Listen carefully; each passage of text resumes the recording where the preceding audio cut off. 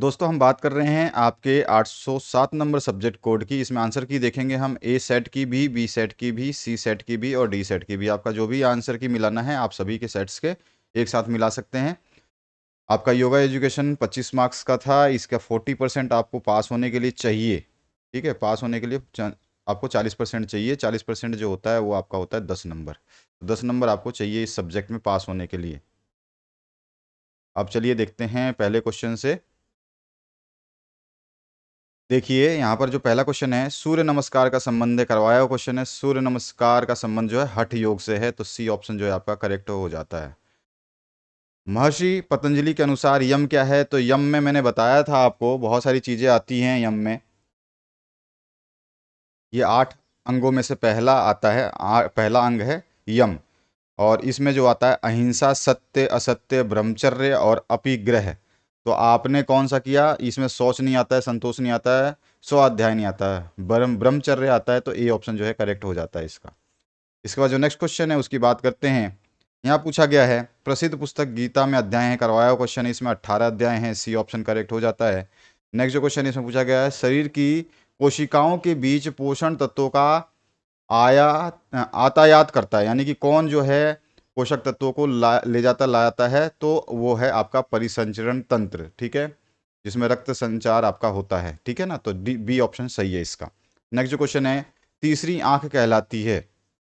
तो मस्तिष्क के अंदर जो है एक छोटी सी ग्रंथि होती है जिसका नाम हमारा होता है पीनियल ग्लैंड। ठीक है ना, यानी कि आपकी पीनियल ग्रंथि। ठीक है, तो ये इसका सही हो जाएगा, पीनियल ग्रंथि जो है इसका सही आंसर हो जाएगा डी। ठीक है, तीसरी आंख कहलाती है। यही आपके इंग्लिश में क्वेश्चंस हैं। ठीक है, जो हमने अभी अभी ऊपर आंसर देखे वही क्वेश्चंस नीचे हैं। श्वसन तंत्र संबंधी एक रोग की व्याख्या कीजिए। आप आराम से लिख करके उसके बारे में थोड़ा सा लिख सकते थे। आप विद्यालय में किस आयु के बच्चों को सूर्य नमस्कार कराते हैं और क्यों? तो आप आसानी से बता सकते हो, क्योंकि ये आपके ऊपर डिपेंड है कि आप किसको करवाते हो और कैसा आंसर लिखना था। इसके अलावा जो है प्राणायाम को परिभाषित कीजिए, बताया हुआ क्वेश्चन है।